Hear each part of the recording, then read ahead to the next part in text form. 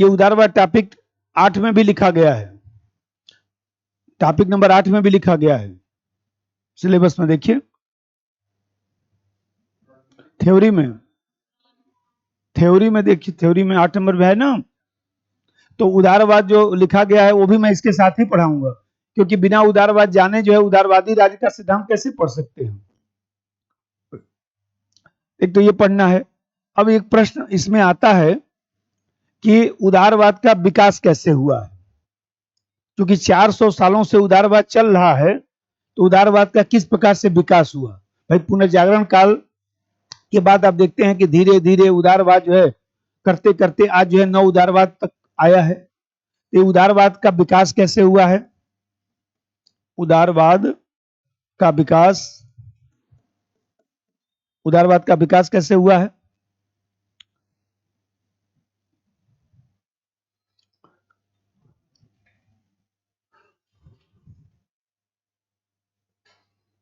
फिर इसमें जो है जब उदारवाद का विकास समझ लेंगे तब हम लोग पढ़ेंगे कि नकारात्मक उदारवाद और सकारात्मक उदारवाद में अंतर,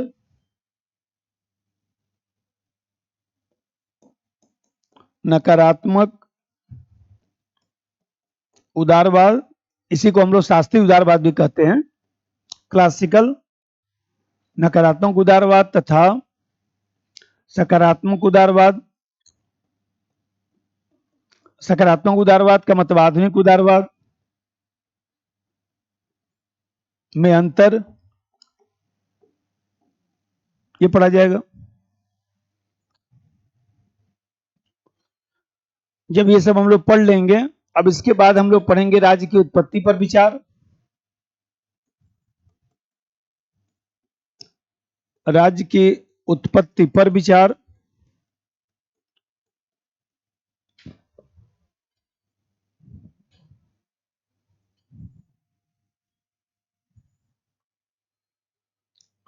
आधुनिक उदारवाद, सकारात्मक उदारवाद को हम लोग आधुनिक उदारवाद भी कहते हैं।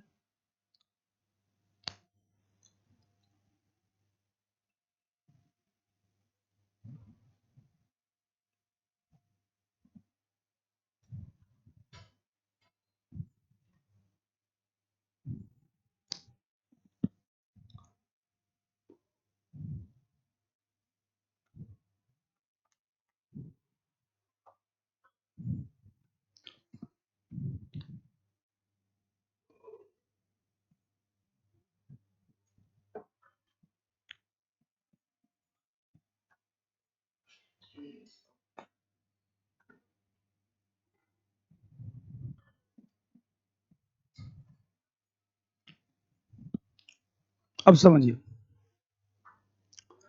अब इसमें प्रश्न है तो अभी तो एक काफी लंबा टॉपिक है, ये भी 3-4 दिन चलेगा। उदारवाद और नव उदारवाद, अभी नव उदारवाद भी पढ़ना है, ये तो उदारवाद है। अब देखिए सब चीज अलग अलग करके क्यों पढ़ा जाता है, जो पूछा जाएगा वो आपको उत्तर लिखना है। कभी पूछा होगा उदारवाद के उदय के कारण पर चर्चा करें, फिर ये लिखिएगा। 3 लाइन उदारवाद समझाने के बाद सीधा ये लिखिएगा। कभी मान लीजिए 250 शब्द पूछेगा कि उदारवाद जो है वो देखा जाए तो परिस्थितियों के अनुसार अपने चरित्र में निरंतर परिवर्तन करता रहा है। उदारवाद का विकास लिखना है, मतलब कि उदारवाद का कैसे विकास हुआ। फिर मान लीजिए उदारवाद का महत्व कुछ पूछेगा, चाहे समस्या पूछेगा, फिर ये लिखिएगा। जो पूछेगा वो चीज लिखना है। शुरू में जो अभी अर्थ और विशेषता समझाऊंगा उसको 2-3 लाइन लिखने के बाद सीधा जो पूछा जाता है उसका उत्तर लिखा जाता है। अब राज्य की उत्पत्ति के बारे में पूछा होगा किसी साल, उदारवाद के संदर्भ में राज्य की उत्पत्ति पर विचार प्रस्तुत करें, तो फिर आपको कुछ नहीं करना है, 2-3 लाइन लिखने के बाद सीधा इसको लिखिएगा। अब जैसा पहले समझिए, ये जो उदारवाद है, लिबरलिज्म, तो ये जो लिबरलिज्म शब्द है वो लैटिन भाषा के लाइबर शब्द से बना है, लैटिन भाषा के लाइबर शब्द से बना है। और लाइबर का मतलब होता है स्वतंत्रता, लाइबर का मतलब होता है स्वतंत्रता।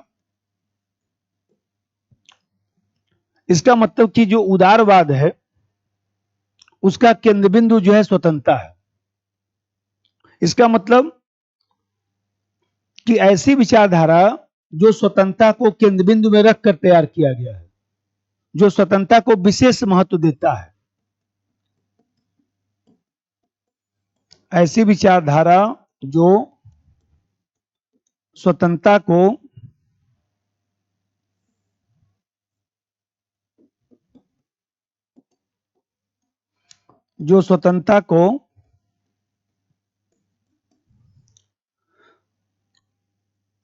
केंद्र बिंदु मानता है,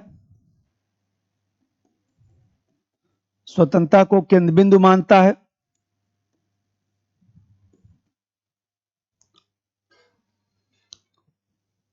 मतलब जिसका केंद्रीय विषय स्वतंत्रता होगा। अब जैसा बताइए, जब केंद्रीय विषय स्वतंत्रता होगा तो स्वतंत्रता किसको दिया जाएगा? व्यक्ति को। तो स्वतंत्रता किसको? तो व्यक्ति के संदर्भ में व्यक्ति को दिया जाएगा। जब स्वतंत्रता व्यक्ति को देंगे तो स्वाभाविक सी बात है कि जब व्यक्ति को स्वतंत्रता दिया जाएगा तो उदारवाद जो है व्यक्तिवाद की बात करेगा। भाई जैसे किसको स्वतंत्रता देंगे तो व्यक्ति को देंगे, अब व्यक्ति को देंगे तो व्यक्ति को महत्व देगा, अब व्यक्ति को महत्व देगा इसका मतलब कि जो पूरी जो शासन व्यवस्था है सब जो है व्यक्ति के आसपास चलेगा। तो संपूर्ण शासन व्यवस्था, जैसे मान लीजिए मैं ऐसे बांट लेता हूं, ज्यादा अच्छा रहेगा। भले यहां पर स्वतंत्रता किसको? तो व्यक्ति को। और जब व्यक्ति को स्वतंत्रता देंगे तो इसका मतलब कि व्यक्तिवाद की बात होगी। अब व्यक्तिवाद का मतलब हुआ कि कहीं न कहीं व्यक्ति को जो है केंद्र बिंदु मानकर सब विचार दिया जाएगा। व्यक्ति को जो है यहाँ पर साध्य माना जाएगा कि साधन? साध्य। तो यहाँ पर देख रहे हैं कि ऐसी विचारधारा है जहां पर व्यक्ति को साध्य माना जाता है, साध्य माना जाता है।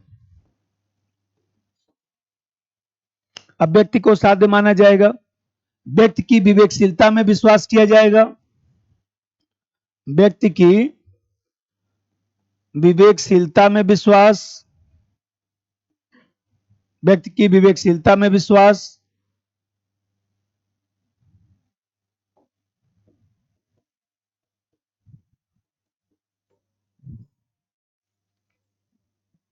अब यहां पर मैं बताया कि व्यक्ति साध्य है तो स्वाभाविक सी बात है कि यहां पर राज्य क्या होगा? साधन। और राज्य जब साधन होगा तो बताइए पंखा घड़ी किसने बनाया? हम लोगों ने। किसके लिए बनाया गया? हम लोगों के लिए। इसका मतलब कि ये राज्य जो है मानव निर्मित संस्था होगा, हम अपनी सुविधा के अनुसार बनाएंगे। इसका मतलब कि ऐसी विचारधारा है जहां राज्य साधन के रूप में है, राज्य साधन के रूप में, और मानव निर्मित संस्था है, मानव निर्मित संस्था है, मानव ने अपनी सुविधा के अनुसार बनाया है।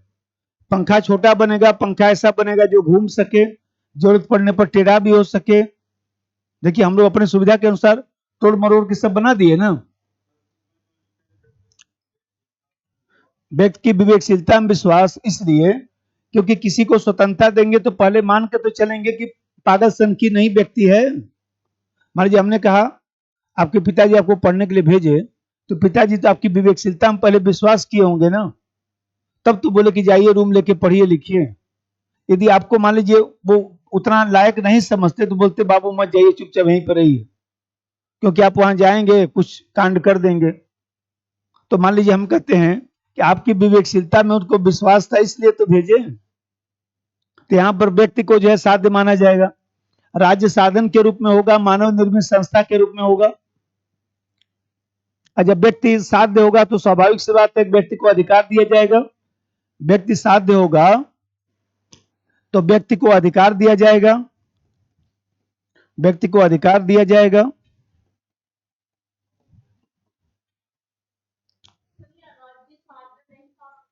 राज्य साधन है इसका मतलब कि राज्य हम लोगों के लिए बनाया गया है, राज्य के लिए हम कुर्बानी नहीं देंगे, फैसिलिटी देगा, साधन है। पंखा हवा देता है, उसी तरह से राज्य का जब इच्छा होगा तब तो हम लोग प्रयोग करेंगे। राज्य जो है मानव निर्मित संस्था के रूप में होगा। अब जैसे समझिए, अब यहां पर जैसे मैं बताया कि जब व्यक्ति को स्वतंत्रता देंगे तो नए विचार को बढ़ावा देना पड़ेगा। जब व्यक्ति को स्वतंत्रता देंगे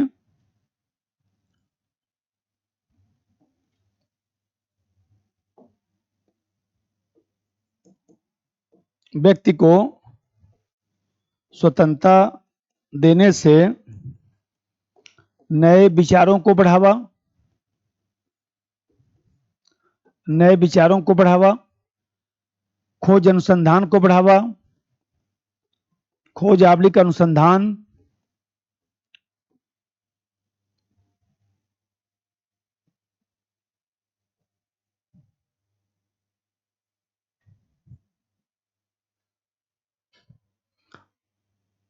अभी बताइए, खोज अनुसंधान को बढ़ावा दिया जाएगा, नए विचार को बढ़ावा दिया जाएगा, व्यक्ति को स्वतंत्रता दिया जाएगा, व्यक्ति को अधिकार दिया जाएगा, तो ये सब चीज कहां चल सकता है? लोकतंत्र में।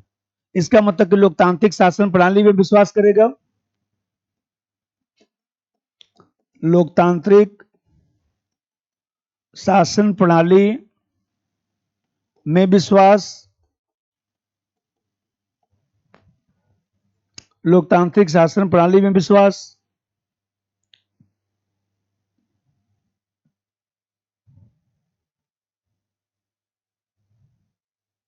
और जब लोकतांत्रिक शासन प्रणाली में विश्वास करेंगे तो इसका मतलब कि आपको मताधिकार देना होगा। मान लीजिए प्रत्यक्ष या अप्रत्यक्ष लोकतंत्र को बढ़ावा देना होगा। इसका मतलब कि जनता को मताधिकार, जनता को मताधिकार, इसका मतलब कि जनता द्वारा निर्वाचित सरकार होगी, जनता द्वारा निर्वाचित सरकार होगी।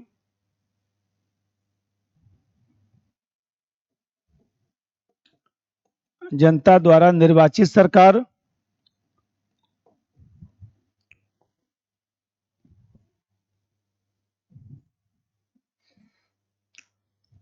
अब जैसे देखिए, राज्य साधन के रूप में है, मानव निर्मित संस्था है, तो पंखा अपने मन से चलेगा कि हम लोग चलाएंगे? हम लोग चलाएंगे। इसका मतलब कि राज्य जो है सीमित संस्था के रूप में होगा, हमारी इच्छा से काम करेगा, जितना हम चाहेंगे उतना ही राज्य हस्तक्षेप करेगा। इसका मतलब कि असीमित राज्य की अवधारणा नहीं, सीमित राज्य की अवधारणा, लेसेस फेयर का कंसेप्ट।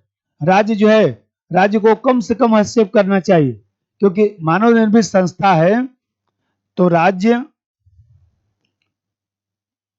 सीमित राज्य की अवधारणा, ऐसे लिख दीजिए, सीधा सा बात।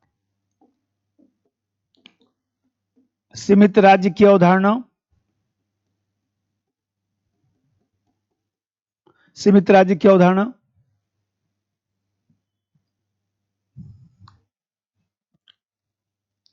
बीए में पढ़ने में और हम लोग के सिलेबस पढ़ने में यही डिफरेंस है।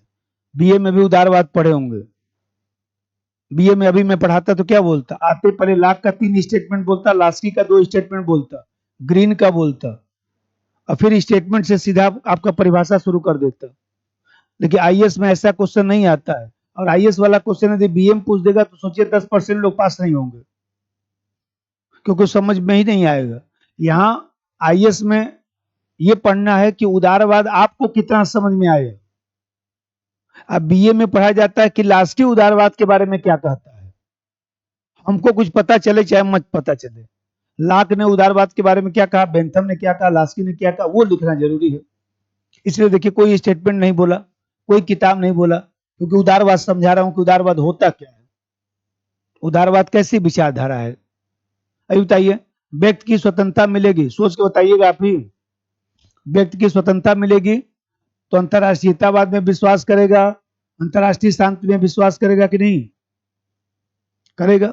इसका मतलब व्यक्ति की स्वतंत्रता रहेगी तो व्यक्ति की स्वतंत्रता कब चलेगी? जब अंतर्राष्ट्रीय शांति हो, अंतर्राष्ट्रीय स्तर पर सौहार्द हो। तो इसीलिए यह अवधारणा जो है अंतर्राष्ट्रीय शांति और सौहार्द की बात करता है।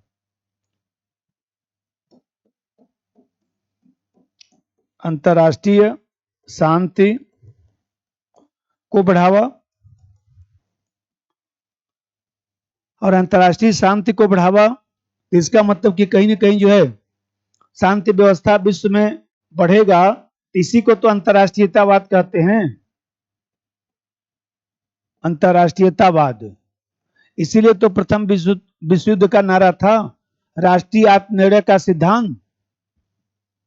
राष्ट्रीय आत्मनिर्णय का सिद्धांत का मतलब कि विश्व में जितने भी राज्य हैं, देश हैं, सबको अपना निर्णय करने का अधिकार होना चाहिए।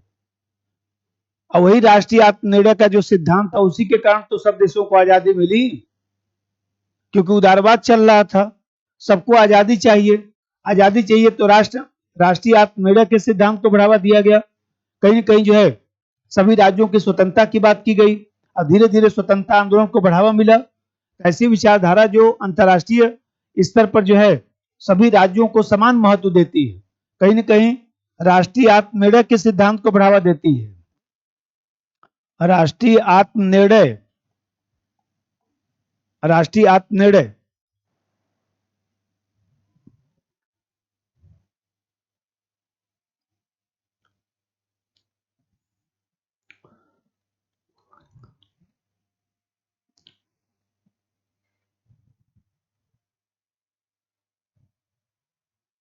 ठीक है। अब जैसे समझिए, तो आप देखते हैं कि जो पुनर्जागरण काल है, उस पुनर्जागरण काल के बाद जो है हम लोग के यहाँ जो पूंजीवाद आया, पूंजीवाद ने कुछ जो है उदारवाद को बढ़ावा दिया। फिर आप देखते हैं कि पूंजीवाद आने के बाद धीरे धीरे जो है सामंतवाद समाप्त हो गया। जो डार्क एज चल रहा था, जो कहीं ना कहीं जो है जो अंधकार युग चल रहा था, रोमन साम्राज्य चल रहा था, उसके समाप्त होने के बाद जो सामंतवादी प्रथा थी, वो सामंतवादी प्रथा समाप्त होने लगी। अभी आपको विकास में सब पढ़ाऊंगा। उदारवाद का 4 लाइन मान लीजिए अर्थ लिखना है, कुछ मत रटिएगा, अपने मन से लिखिएगा। उदारवाद स्वतंत्रता को केंद्र बिंदु मानकर तैयार की गई विचारधारा है, जो मानव की विवेकशीलता में विश्वास करता है, राज्य को साधन मानता है, व्यक्ति को साध्य मानता है और लोकतांत्रिक व्यवस्था में विश्वास करते हुए व्यक्तिवाद, लोकतांत्रिक जो व्यवस्था है उस लोकतांत्रिक व्यवस्था में व्यक्तिवाद को मिलाने का प्रयास करता है। जो लिखना हो सब लिखे, सब सही है। भूल गए एग्जाम में तो कोई दिक्कत नहीं, एक लाइन याद रखना है कि उदारवाद क्या है। तो उदारवाद लिबर्टी को केंद्र बिंदु मानता है, इस लिबर्टी को, स्वतंत्रता को केंद्र बिंदु मानता है, केंद्र बिंदु मानकर तैयार किया गया है। बाकी तो जोड़ के आप लिख ही देंगे अपने हिसाब से। चलें अर्थ लिखिए। उदारवाद स्वतंत्रता को केंद्र बिंदु मानकर, उदारवाद स्वतंत्रता को केंद्र बिंदु मानकर, स्वतंत्रता को केंद्र बिंदु मानकर तैयार की गई विचारधारा है। स्वतंत्रता को केंद्र बिंदु मानकर तैयार की गई विचारधारा है, जो मानव की विवेकशीलता में विश्वास करता है, जो मानव की विवेकशीलता में विश्वास करता है, जो मानव की विवेकशीलता में विश्वास करता है, राज्य को साधन और व्यक्ति को साध्य मानता है,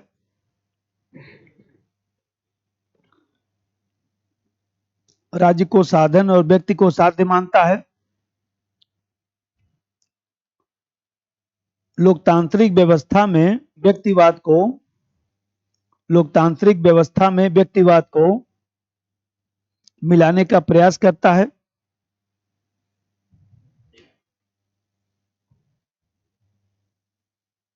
लोकतांत्रिक व्यवस्था में व्यक्तिवाद को मिलाने का प्रयास करता है,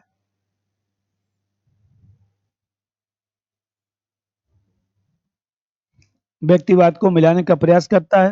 अब 2-4 विशेषता लिखिए। अब पहला बात देखिए, जो जहां पर मानव की विवेकशीलता में विश्वास करेंगे, जहां पर व्यक्ति को अधिकार देंगे, वहां पर भाग्यवाद की बात नहीं होगी कि भगवान चाहेगा तो मैं आईएएस बन जाऊंगा। भगवान क्या चाहेगा? हम प्रयास करेंगे बन जाएंगे।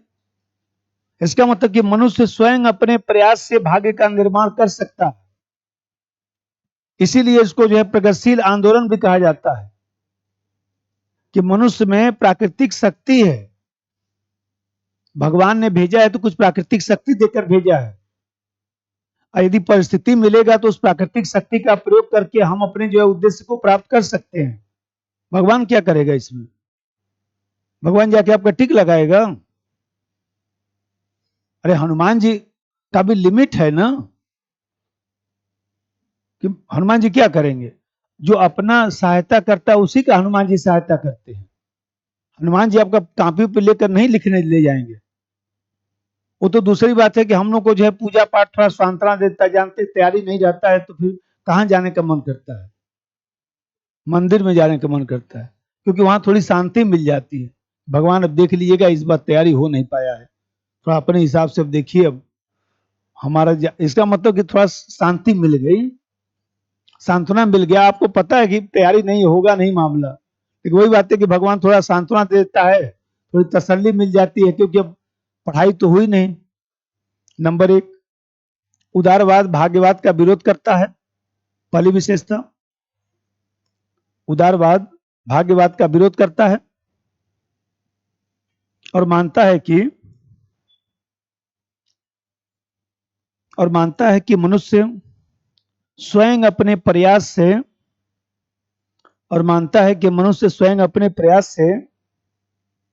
भाग्य का निर्माण कर सकता है। मनुष्य स्वयं अपने प्रयास से भाग्य का निर्माण कर सकता है।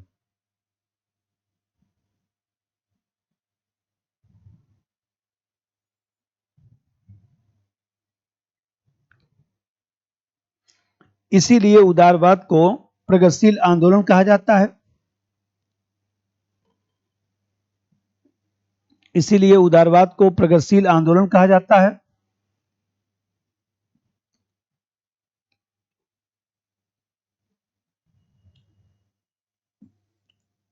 दूसरा बात समझिए, अभी बोला हूं कि उदारवाद व्यक्ति के अधिकारों का समर्थन करता है और मानता है, अभी बोला हूं कि प्राकृतिक शक्ति व्यक्ति में है, व्यक्ति को केवल परिस्थिति दीजिए।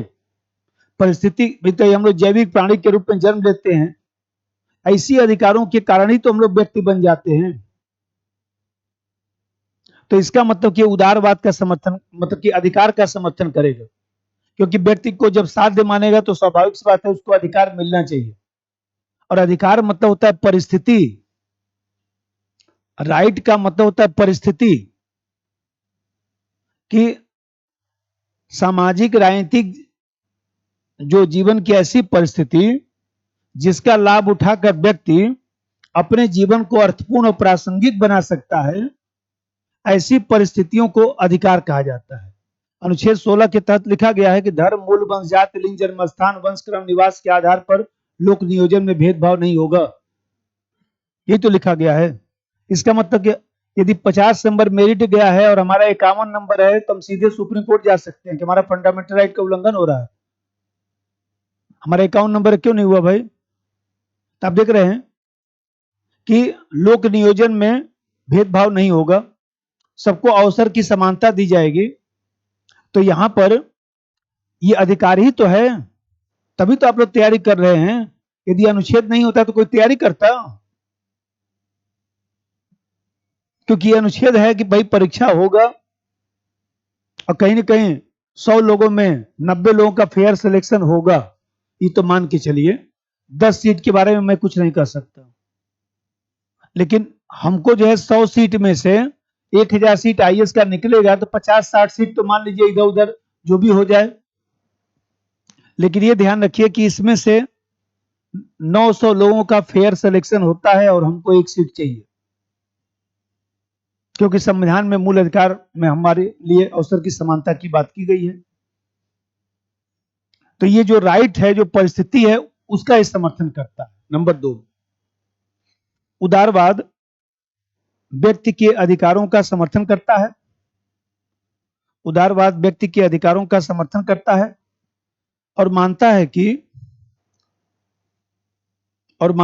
परिस्थितियों के कारण ही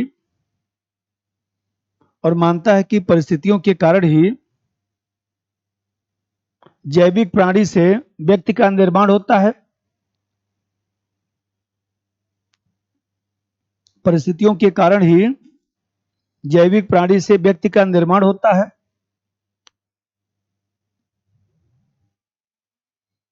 परिस्थितियों के कारण ही जैविक प्राणी से व्यक्ति का निर्माण होता है।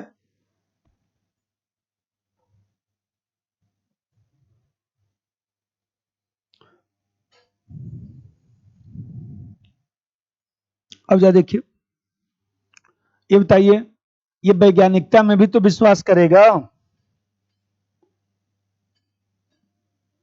अभी बोला हूं कि जब व्यक्ति स्वतंत्रता में विश्वास करेगा, नया विचार आएगा, खोज अनुसंधान होगा, विवेकशील प्राणी है, तो ये वैज्ञानिकता में भी विश्वास करता है कि हर चीज का कोई कारण होना चाहिए। कारणवाद में विश्वास करेगा। अब कारणवाद में विश्वास करेगा तो ये बताइए कि भाई जो धर्म है, धर्म का राज्य में हस्तक्षेप नहीं होना चाहिए। धर्म अलौकिक चीज है तो अलौकिक ही रहना चाहिए। तो धर्मनिरपेक्षता की भी तो बात करेगा। तो धर्मनिरपेक्षता भी कहां से निकल कर आया? उदारवाद से। क्योंकि कोई ना कोई कारण होना चाहिए। अब कारण पर धर्म सही नहीं उतरता है। हनुमान जी को लाल रंग का टीका क्यों लगाते हैं? हनुमान जी को बूंदी वाला प्रसाद क्यों चढ़ाते हैं? कहां लिखा है बताइए? कहीं लिखा है? आस्था विश्वास ही तो है। हनुमान जी को रोटी दाल भी तो चढ़ा सकते हैं। मान लीजिए रोटी दाल लेके गए हनुमान जी को चढ़ाने के लिए, तो दूसरा व्यक्ति बोलेगा ये क्यों चढ़ा रहे हैं? तो कहां लिखा है बूंदी? पहले तो ये दिखाइए हमको। वही बात है कि श्रद्धा और आस्था का विषय है तो उस पर डिस्कशन नहीं होना चाहिए। जिसकी जैसी श्रद्धा हो भाई अपना चढ़ाए उड़ाए, टीका उका लगाए।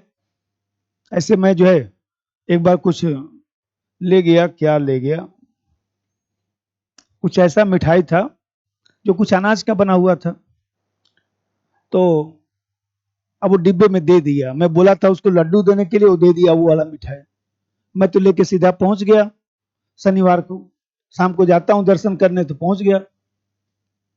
तो पंडित जी खोले, बोले आपने तो धर्म भ्रष्ट कर दिया है, ये कौन सा लड्डू ला दिए? फिर मैं उनकी बात को सुनता रहा। फिर मैं बोला हमको पंडित जी, हमको, मैं बैठ रहा हूं, आज हमको आप दिखाइए कि कहाँ लिखा हुआ है कि कौन सा लड्डू चढ़ेगा, क्योंकि आप भी काफी विद्वान व्यक्ति हैं, आज शास्त्रार्थ होगा, मैं भी खाली व्यक्ति हूँ। फिर पंडित जी बोले कह रही नहीं नहीं ये नहीं कर रहा हूँ। आगे चढ़ाइए महाराज, चुपचाप चढ़ाइए। हनुमान जी को भी बस वही बूंदी खिलाते खिलाते वो भी बेचारे परेशान चल रहे होंगे, उनको भी कुछ ढंग का खिलाइए आज। तो अब देख रहे हैं, मान लीजिए कि ये धर्मनिरपेक्षता की बात करेगा, धर्मनिरपेक्षता को बढ़ावा, धर्मनिरपेक्षता को बढ़ावा। तो अब लिखिए अगली विशेषता, यह विचारधारा धर्मनिरपेक्षता का समर्थन करता है। यह विचारधारा धर्मनिरपेक्षता का समर्थन करता है और मानता है कि धर्मनिरपेक्षता का समर्थन करता है और मानता है कि राज्य का कोई धर्म नहीं होना चाहिए। राज्य का कोई धर्म नहीं होना चाहिए।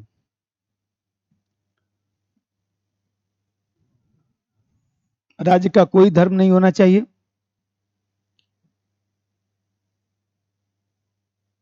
मानव का कल्याण और वैज्ञानिक प्रगति का विकास होना चाहिए। मानव का कल्याण और वैज्ञानिक प्रगति का विकास होना चाहिए।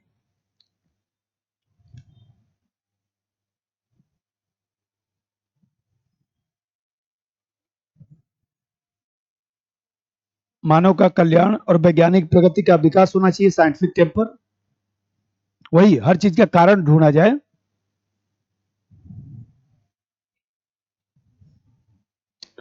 और अभी बताया कि ये जो है राष्ट्रीय आत्मनिर्णय के सिद्धांत को मान्यता देता है।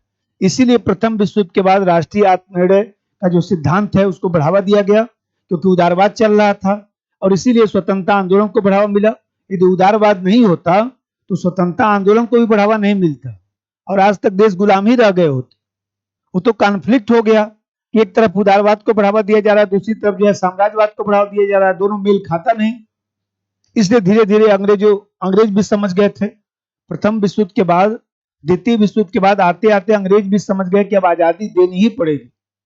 तभी तो चर्चिल ने, आपको ध्यान होगा कि जब चर्चिल ने जो है उस समय रूजवेल्ट साहब थे, तो उनसे पूछा कि अमेरिका से ब्रिटेन ने पूछा कि क्या करना चाहिए भारत के संदर्भ में। अमेरिका ने कहा कि आजाद करो, अब तुम्हारे बस की बात नहीं है,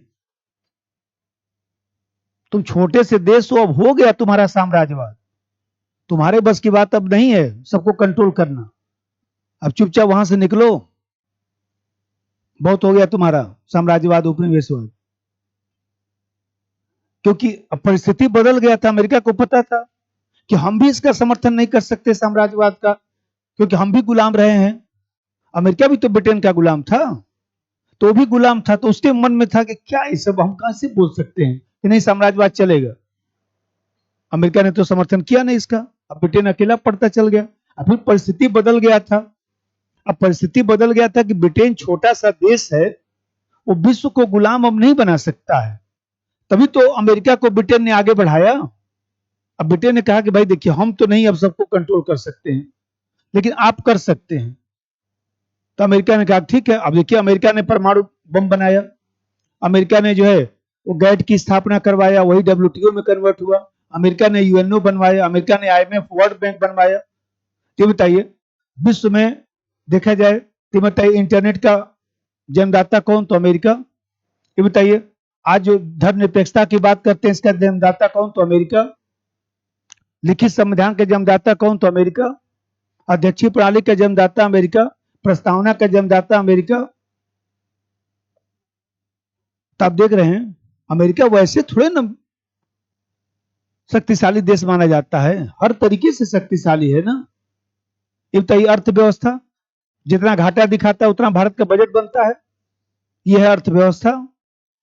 जितना घाटा दिखा देता है कितना घाटा हो गया उतना ही बजट हम लोग का बनता है, भले कहते रहिए कुछ भी, जो व्यवहार में उसको स्वीकार करिए। कोरोना के बाद अमेरिका का क्या बिगड़ गया, कुछ नहीं बिगड़ा, हम लोग अभी तक परेशान आत्मा की तरह टहल रहे हैं, है कि नहीं।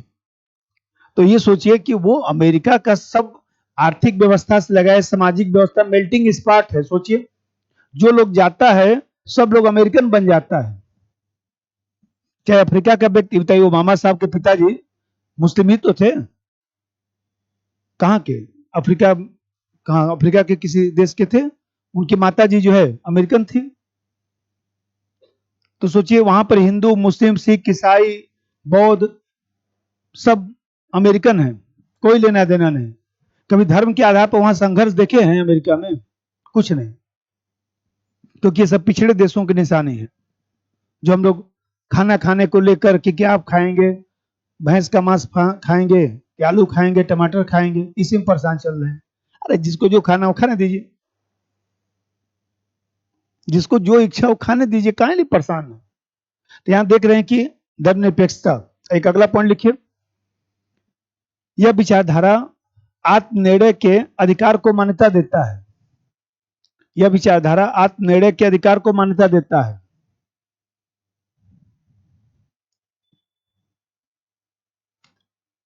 आत्मनिर्णय के अधिकार को मान्यता देता है। इसी कारण प्रथम विश्व युद्ध के समय, इसी कारण प्रथम विश्व युद्ध के समय राष्ट्रीय आत्मनिर्णय के सिद्धांत को बढ़ावा दिया गया। राष्ट्रीय आत्मनिर्णय के सिद्धांत को बढ़ावा दिया गया।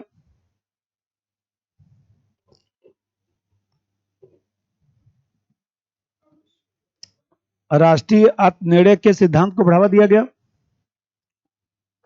राष्ट्रीय आत्मनिर्णय के सिद्धांत को बढ़ावा दिया गया।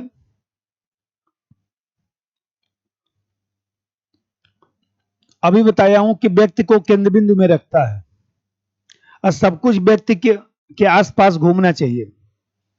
इसका मतलब कि शासन पद्धति व्यक्ति को केंद्र बिंदु में रखकर तैयार होनी चाहिए। और शासन पद्धति जब व्यक्ति को केंद्र बिंदु में रख के तैयार करेंगे तो कौन सी शासन पद्धति बनेगी, लोकतांत्रिक शासन पद्धति। इसीलिए उदारवादी लोकतंत्र की बात की जाती है कि कहीं ना कहीं डेमोक्रेसी में ही व्यक्ति की स्वतंत्रता रह सकती है। अगला पॉइंट, शासन पद्धति व्यक्ति को केंद्र में रखकर बनाई जाए। शासन पद्धति व्यक्ति को केंद्र में रखकर बनाई जाए। व्यक्ति को केंद्र में रखकर बनाई जाए। इसी कारण लोकतांत्रिक शासन प्रणाली को स्वीकार करता है।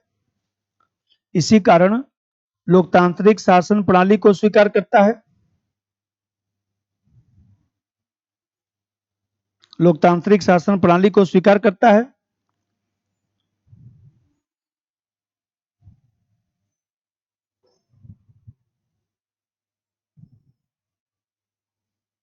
जिसमें जनता की भागीदारी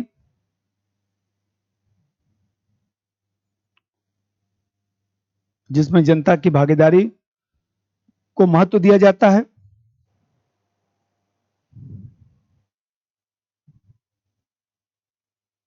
जिसमें जनता की भागीदारी को महत्व दिया जाता है।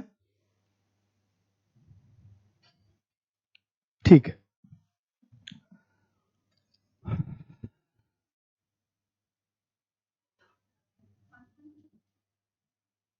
एक और लिख डालिएगा नोट्स में से, 2 लाइन जगह छोड़ दीजिए, इसी बहाने नोट्स में पढ़ा जाएगा। उसमें लिखा होगा उदारवाद की विशेषता, हेडिंग बना के लिखा हुआ है, उसी में से उतार लीजिएगा, उसी नोट्स में होगा। लाइए दिखाएं, नोट्स है, उसी में से उतार लीजिएगा। और जो समझ में आए वो लिखना चाहिए, हमेशा ध्यान रखिए। ये नहीं कि जो मैं लिखा हूं सब उतारना शुरू कर दिए, इतना ही पढ़ लेंगे बहुत है। अभी बोल रहा हूं, अभी तो विश्वास होगा नहीं। अभी 26 तारीख को 27 तारीख को जब पेपर होगा तो कॉपी लेके मिला लीजिएगा। अभी लोग पहले से पढ़े हैं ना, इंडियन थिंकर, वेस्टर्न थिंकर, जो भी कुछ पढ़े हैं, कॉपी लेकर आइएगा, यहीं पर क्लास में मिलाइएगा, घर पे नहीं। सुन लीजिए, आप लोग जीएस पढ़ते होंगे कहीं पर, कोई टीचर आपसे नहीं बोलेगा कॉपी लेके आइएगा, क्लास में मिलवाऊंगा क्वेश्चन। हम बोलते क्लास में लेके आइएगा, क्लास में मिलाइएगा। कुछ मैं जब छोड़ूंगा नहीं तो कहां से क्वेश्चन पूछेगा, सब पढ़ा दूंगा। यदि इस फील्ड में टीचर चाह जाए कि सब पढ़ा दूंगा ना, तो सब पढ़ा ही डालेगा। ये उदारवाद जो है 8 नंबर टॉपिक में लिखा होगा, क्योंकि उदारवाद तो अभी पहले समझाऊंगा तब ना।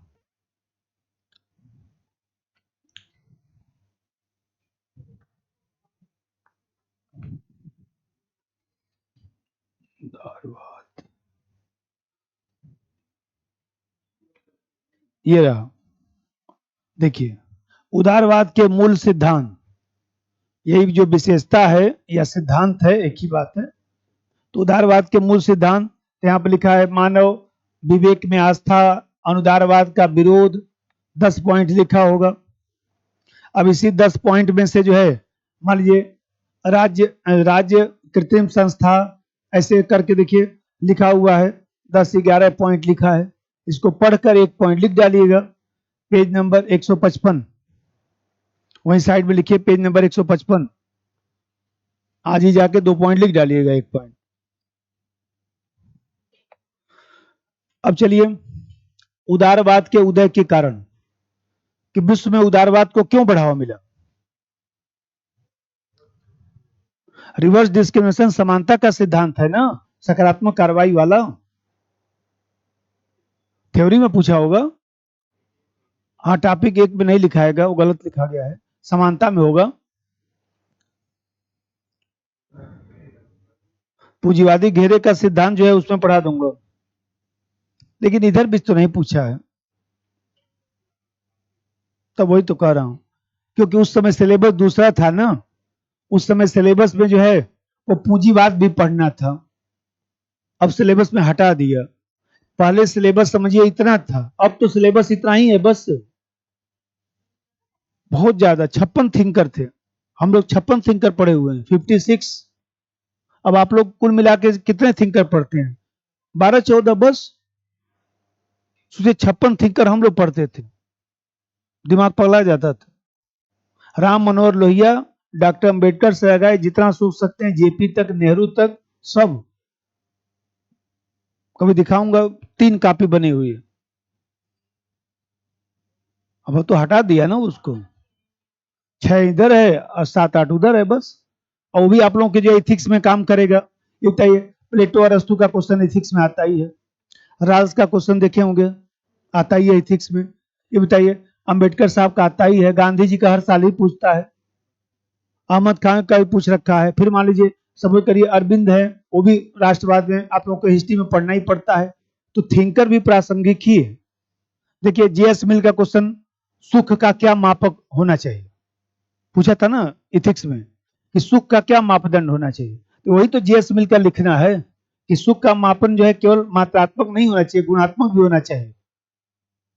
तो कहता है ना कि जेएस में लिखता है ना कि जो है संतुष्ट सुअर की अपेक्षा असंतुष्ट सुकरात होना बेहतर है, कि सुअर केवल अपना हित समझता है, खा पीकर मस्त, और असंतुष्ट सुकरात का मतलब उसने समाज का हित समझा और लोकतंत्र की रक्षा के लिए जहर पी लिया। तो ऐसा असंतुष्ट सुकरात का जो जीवन है वो जीना चाहिए, वो नैतिक जीवन है। खा पीकर सोने के लिए तो कितने लाखों लोग, करोड़ों लोग आए, खा पीकर निकल लिए, खा पी के निकल नहीं लिए, कितने लोग जन्म लिए, कितने लोग खाए पिए चले गए, किसको कौन याद रखता है। आपको अपनी 5 पीढ़ी नहीं याद होगी, बाकी तो छोड़ दीजिए भाई, अपनी 5 पीढ़ी नहीं याद है।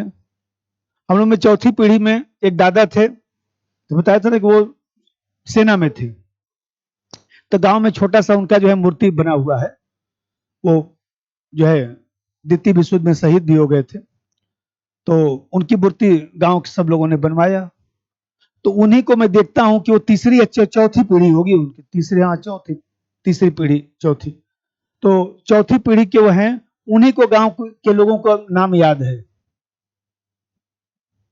इनका नाम भोला तिवारी है, ये द्वितीय विश्व युद्ध में लड़ने के लिए गए थे, शहीद हो गए। हमारे दादाजी के वो दादाजी थे, मतलब दादाजी के पिताजी के दादाजी थे। तो सोचिए, बाकी तो हमको खुद भी याद नहीं। तो जीवन ऐसा होना चाहिए ना, अभी भी हम लोग जाते हैं बोलते हैं ऐसा जीवन होना चाहिए जिनको देखने पर याद आता है कि नहीं ये व्यक्ति कम से कम कुछ किया देश के लिए। तो यहां पर देख रहे हैं कि जो उदारवाद का उदय है, तो आप देखते हैं कि मध्यकाल समाप्त हो रहा है। मध्यकाल के समाप्त होने के बाद जो अंधकार युग है समाप्त हो रहा है, औद्योगिक क्रांति और पूंजीवाद को बढ़ावा मिल रहा है। तो अब ये बताइए कि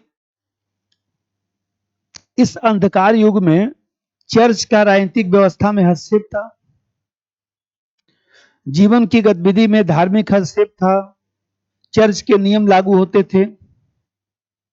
तो लोगों ने यह सोचा कि सबसे अच्छा रहेगा कि ऐसी विचारधारा को बढ़ावा दिया जाए जो स्वतंत्रता और विवेकशीलता पर आधारित हो, क्योंकि जब लोग जो है स्वतंत्रता विवेकशीलता की बात करेंगे तो कहा जाएगा कि हमसे मत पूछिए, तर्क करिए, हमसे मत पूछिए, विश्वास मत करिए, विश्वास करेंगे तभी विश्वासघात होगा, विश्वास करने से ही विश्वासघात होता है, किसी को विश्वास नहीं किया जाता है।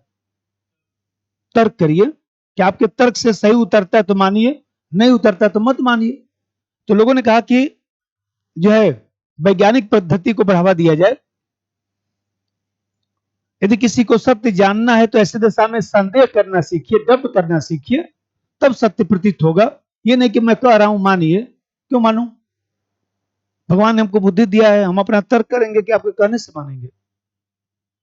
तो इस तरह के जब विचारधारा की बात होने लगी तो इसी से उदारवाद को बढ़ावा मिला। इसका मतलब जो औद्योगिक क्रांति चला, जो पूंजीवादी व्यवस्था चला, तो औद्योगिक क्रांति और पूंजीवादी व्यवस्था में जो है अनुसंधान खोज की आवश्यकता थी, पूंजीवादी व्यवस्था में शांति की आवश्यकता थी। तो पूंजीवाद कब चलेगा, जब शांति रहेगी।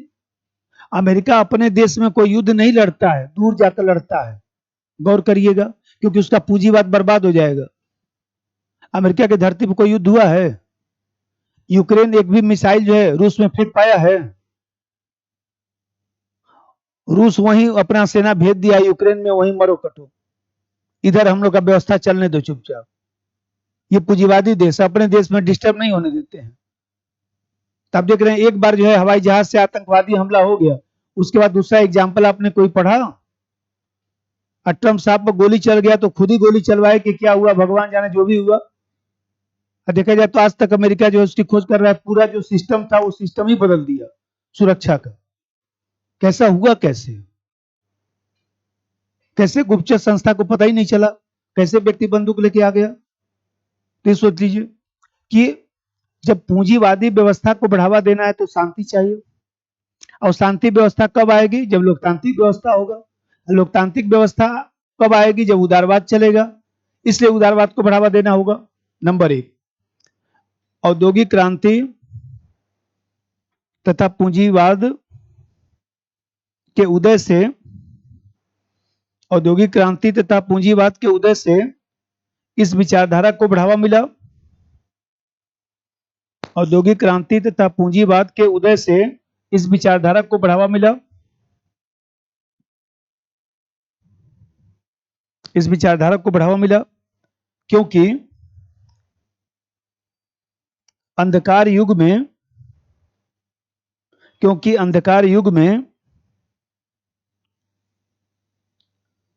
जीवन की गतिविधियों में, अंधकार युग में जीवन की गतिविधियों में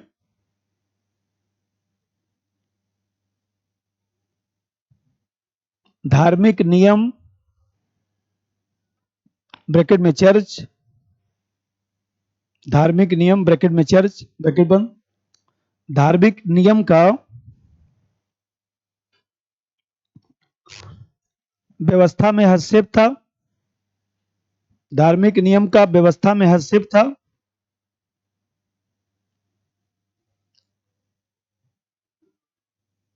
इसे समाप्त करने के लिए विवेकशीलता / स्वतंत्रता को बढ़ावा दिया गया। इसे समाप्त करने के लिए विवेकशीलता / स्वतंत्रता को बढ़ावा दिया गया।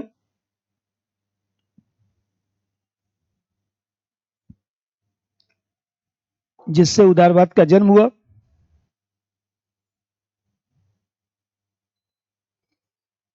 जिससे उदारवाद का जन्म हुआ।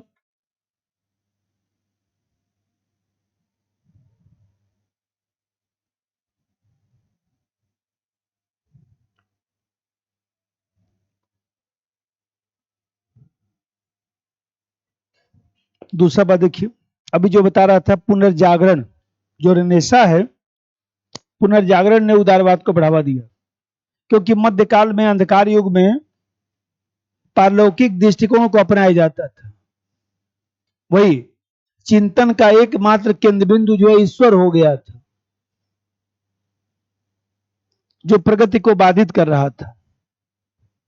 लोग केवल विश्वास, श्रद्धा, आस्था पर ही बल देते थे कि भगवान की नहीं इच्छा है कि मैं अधिकारी बनूं, इसीलिए मैं बन नहीं पाया, मैं दिल्ली से वापस आ गया।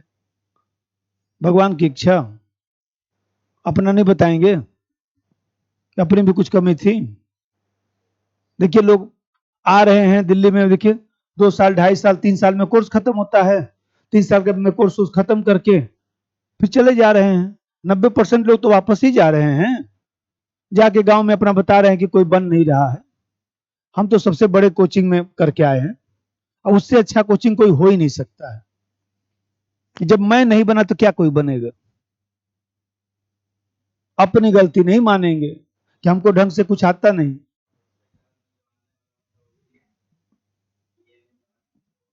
है?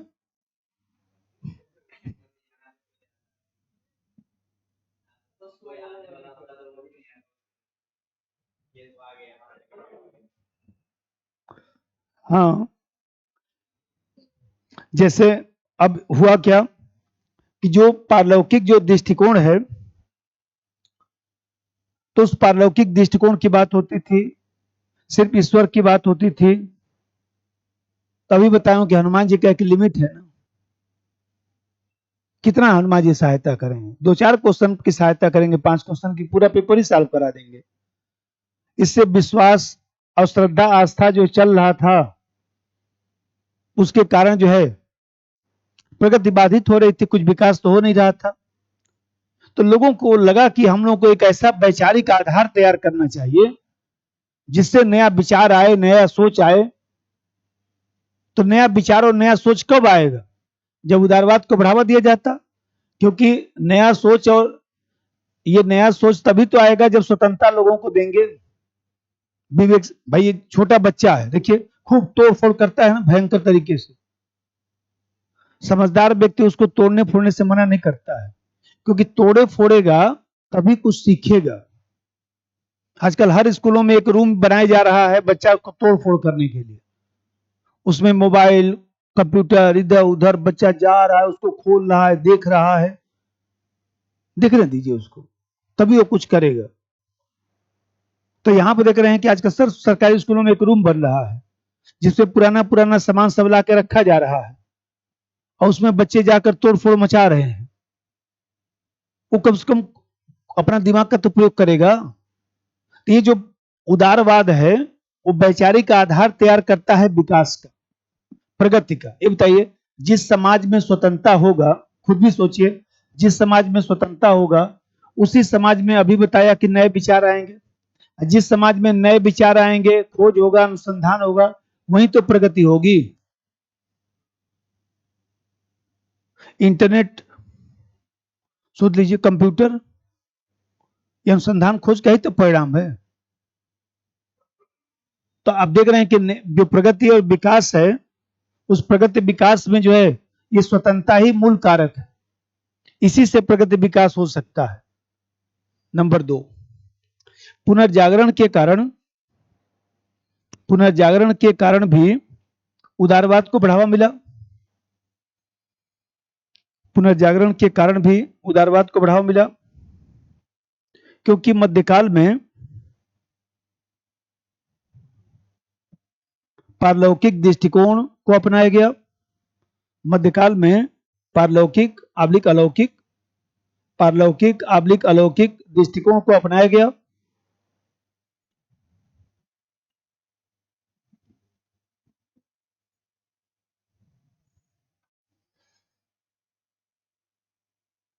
पारलौकिक दृष्टिकोण को अपनाया गया और चिंतन का केंद्र बिंदु ईश्वर था। चिंतन का केंद्र बिंदु ईश्वर था।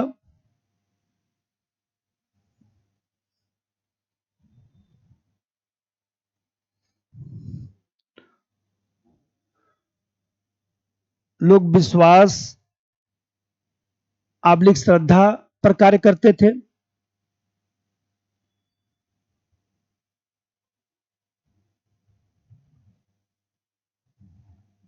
जिससे विकास बाधित होने लगा।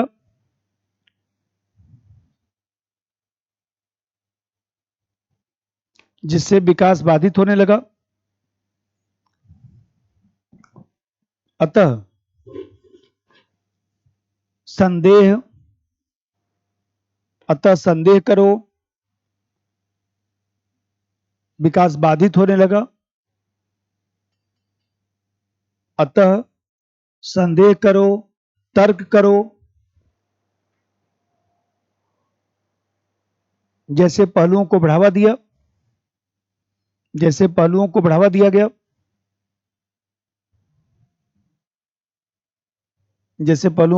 गया।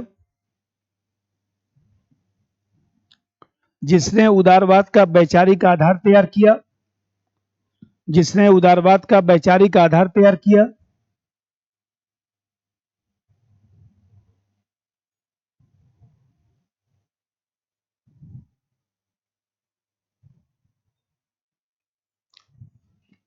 अब जरा देखिए, ये जो वैचारिक आधार था, जो अभी बता रहा था, विश्वास मत करिए। विश्वास करेंगे तो विश्वासघात हो सकता है। तर्क करिए। जब बताइए, किसी को विश्वास ही नहीं करेंगे तो क्या विश्वासघात कोई करेगा? किसी को मान लीजिए उतना ही पैसा दीजिए जो डूब भी जाए तो आपको कष्ट ना हो। समझदार व्यक्ति यही काम करता है कि मान लीजिए रिश्तेदार में, चाहे दूर दराज मित्र दोस्त कोई पैसा मांगता है तो उतना ही पैसा देता है, 10-5 हजार रुपया दे देगा, लीजिए। वो बोलेगा नहीं 10 लाख रुपया हमको जरूरत है, बोलेगा 10 लाख रुपया नहीं दूंगा क्योंकि हमारी मित्रता खराब हो जाएगी, आपको मैं चलिए लोन दिलवा देता हूं। इसीलिए तो लोन नहीं ले रहे हैं कि लोन नहीं मिल रहा है, चलिए मैं गारंटी ले लेता हूं, दिलवा देता हूं। मैं नहीं दूंगा क्योंकि हमारा आपका संबंध खराब हो जाएगा। 10-5 हजार लेना हो अभी दे देता हूं, जाइए मस्ती के साथ रहिए, क्योंकि मैं आपसे मांगूंगा ही नहीं। तो मान लीजिए हमें कहते हैं, वो ठीक कर रहा है ना, बुरा तो लग रहा है लेकिन है तो सही बात, वास्तविकता। तो यहाँ पे देख रहे हैं कि उस समय ये सब जो चर्च और विश्वास ये सब चल रहा था, तो लोगों ने कहा कि यदि सत्य जानना चाहते हो तो तर्क करो। संदेह करो, विश्वास मत करो। अब तीसरा चीज समझिएगा, उदारवाद के उदय के पीछे जो है तीसरा कारक ये था कि जैसे उस समय धर्म सुधार आंदोलन चल रहा था। हिस्ट्री में ये सब पढ़ते होंगे आप लोग, वर्ल्ड हिस्ट्री में धर्म सुधार आंदोलन चल रहा था। इस धर्म सुधार आंदोलन ने भी जो है उदारवाद को बढ़ावा दिया, क्योंकि मार्टिन लूथर धर्म सुधार आंदोलन को बढ़ावा दिया। तो मार्टिन लूथर ने यह कहा कि भाई एक तरफ व्यक्ति, दूसरी तरफ ईश्वर, व्यक्ति और ईश्वर को मिलाने में किसकी भूमिका थी? पोप की। जो पंडित जी लोग जो है ईश्वर से हम लोग को मिलवाते हैं ना, क्या ये पूजा पाठ करवा दें, ऐसे से करेंगे तो ठीक रहेगा,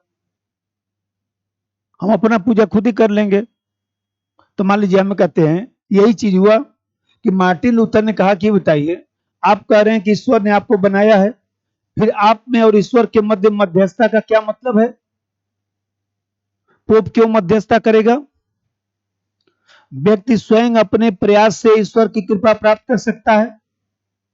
धार्मिक स्वतंत्रता होनी चाहिए, जिसकी बताइए ईश्वर को प्राप्त करने का कोई एक साधन थोड़ी ना है।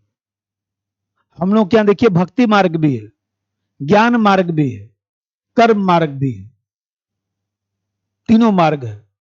ऐसा नहीं है कि कोई मार्ग खराब है। ईश्वर को प्राप्त करने के लिए भक्ति ही केवल करना जरूरी नहीं है, अपना कर्म भी सही होना चाहिए। कर्म मार्ग से भी ईश्वर से मिलन आपका हो सकता है। तो जब मार्टिन लूथर ने कहा कि ईश्वर से कृपा प्राप्त करने के लिए इस पोप की आवश्यकता नहीं है, हम ईश्वर की औलाद हैं, संतान हैं, और डायरेक्ट हम ईश्वर से अपना बातचीत कर लेंगे। ईश्वर का हम जो है वो देखा जाए तो ईश्वर की भक्ति कर लेंगे। और इस तरह से जो है पोप तंत्र जो चल रहा था, जो मीडिएटर में भूमिका निभाते थे, जो भ्रष्टाचार पोप तंत्र फैला रहा था, ईश्वर से मिलाने के लिए जो इधर उधर भ्रष्टाचार करता था, उड़ा दिया, सब समाप्त कर दिया। इसी से तो धर्मनिरपेक्षता को बढ़ावा मिला। भाई जिसकी इच्छा हो, बताइए, सब लोग अगरबत्ती दिखाता है पूजा में? नहीं ना। कोई अगरबत्ती दिखाता है, कोई रात में सो जाता है, अपना राम राम नाम ले लेता है, प्रभु बस इतने कर सकता हूं। तो यहां पर जो है, जो मार्टिन लूथर था, उसने जो धर्म सुधार आंदोलन को बढ़ावा दिया, जो धर्म में असंगति आ गया था, जो विकृति आ गया था, वो सब हटा दिया। तो इसने उदारवाद को जो है देखा जाए तो थोड़ा गति प्रदान कर दिया। और धार्मिक चक्रव्यूह में जो लोग उलझे हुए थे, उस धार्मिक चक्रव्यूह से बाहर निकल गए। भगवान क्या सोचेगा, ईश्वर क्या सोचेगा, नहीं होता है। जो सही है, ईश्वर क्या सोचेगा। नंबर 3, धर्म सुधार आंदोलन ने भी उदारवाद के विकास में सहयोग किया। धर्म सुधार आंदोलन ने भी उदारवाद के विकास में सहयोग किया। उदारवाद के विकास में सहयोग किया क्योंकि मार्टिन लूथर ने कहा कि मार्टिन लूथर ने कहा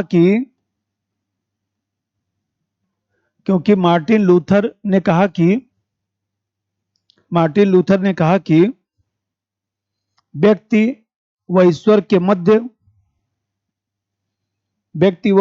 मध्य संबंध स्थापित करने के लिए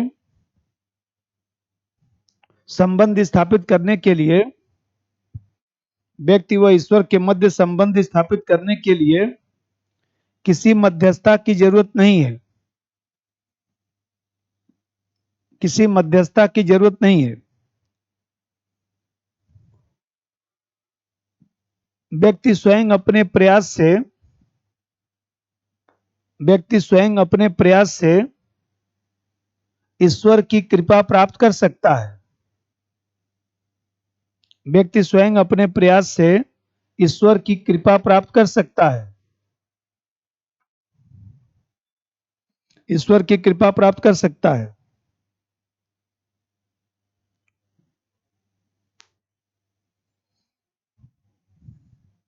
इससे धार्मिक स्वतंत्रता को बढ़ावा मिला,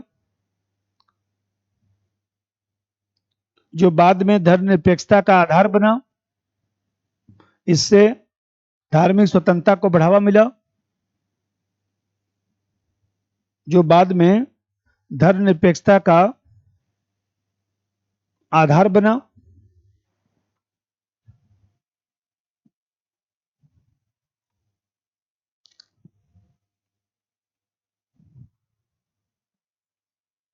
इसी प्रकार देखिए, उस समय जो अंधकार युग था उसमें निरंकुश शासन चलता था, राजतंत्र चलता था, और राजा भी हम लोग को गजब मूर्ख बनाता था। राजा भी कहता था कि हमको जो है ईश्वर ने भेजा है और हम कुछ नहीं कर रहे हैं, हम तो ईश्वर जो आदेश दे रहा है उसी को हम लागू कर रहे हैं,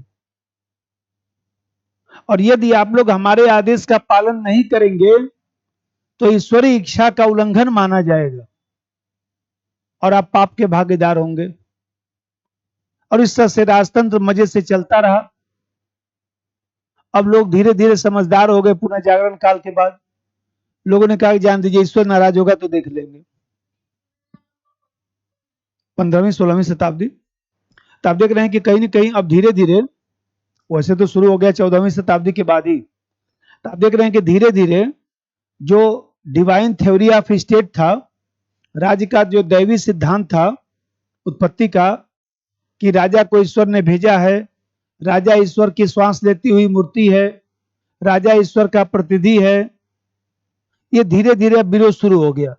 फिर आप लोग देखते हैं कि हाफ्स लॉक जैसे विचारक आए और इस तरह से विचारकों ने भी जो है समझौतावादी सिद्धांत दिया। और समझौतावादी सिद्धांत ने बताया कि ये जो सरकार है वो समझौता से बना है, सरकार को हम लोगों ने अधिकार दिया है। मोदी साहब अपने से मोदी साहब नहीं बने, हम लोगों ने उनको प्रधानमंत्री बनाया है, और जिस दिन हम लोग चाहेंगे उस दिन वापस भी चले आएंगे। ज्यादा इधर उधर कर रहे हैं, अब हम लोग थोड़ा वोट कम देते हैं, अब देखिए कैसे टेंशन में उनको लाते हैं। ला दिया ना जनता ने टेंशन में। अब क्यों नहीं खुलकर बोलते हैं? एक भी विधेयक तो नहीं पारित हो पाता है सदन में, क्या कर लेंगे अकेले? कहां पारित हो पा रहा, देख तो रहे हैं।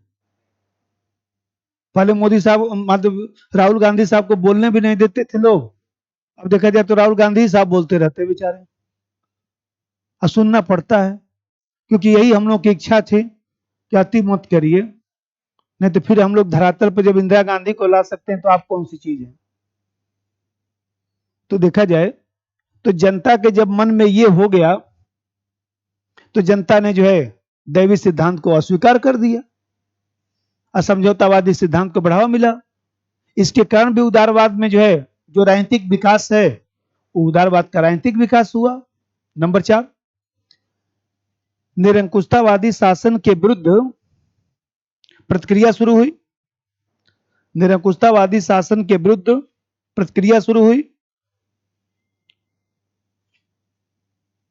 निरंकुशतावादी शासन के विरुद्ध प्रतिक्रिया शुरू हुई। हाफ्स रूसो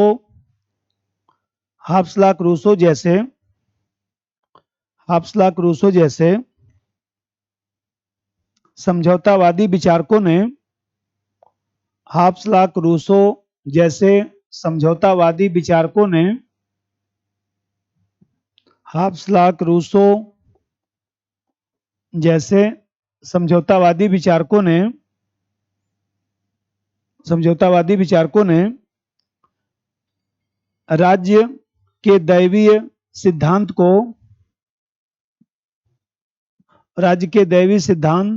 की आलोचना की। राज्य के दैवीय सिद्धांत की आलोचना की। राज्य के दैवीय सिद्धांत की आलोचना की और माना कि राज्य अब्लिक सरकार मानव निर्मित संस्था है।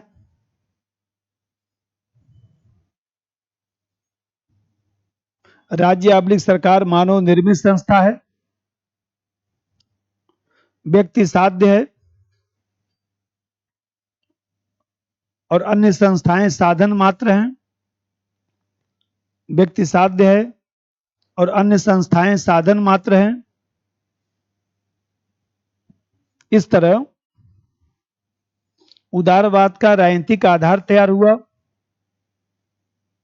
इस तरह उदारवाद का राजनीतिक आधार तैयार हुआ।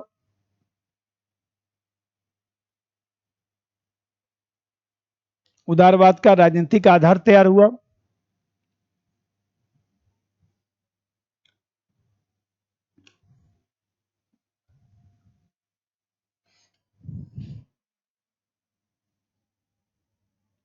इसी का देखिए, अब देख रहे हैं कि उस समय जो सामंतवाद चल रहा था, ये लोग आपस में संघर्ष कर रहे थे, विश्व में खूब हिंसा और इस तरह की चीजों को बढ़ावा मिल रहा था। तो अंतर्राष्ट्रीय शांति की जो लालसा थी, अंतर्राष्ट्रीयतावाद की जो भावना थी, आप देख रहे हैं कि प्रथम विश्व युद्ध के बाद जो है इंटरनेशनल लीग बनाया गया था 1920 में, राष्ट्रसंघ बनाया गया था, लीग ऑफ नेशन, तो 1920 में 1920 में बना है। तो हाँ, फर्स्ट वर्ल्ड वॉर के बाद। तो आप देखते हैं, थोड़ा सा एनसीईआरटी का किताब लेकर सब लोग पढ़ लीजिए। एनसीईआरटी किताब ली है पोल्टी वाली, एनसीईआरटी किताब लेकर 9 से लेकर 12 लेकर उसको पढ़ डालिए।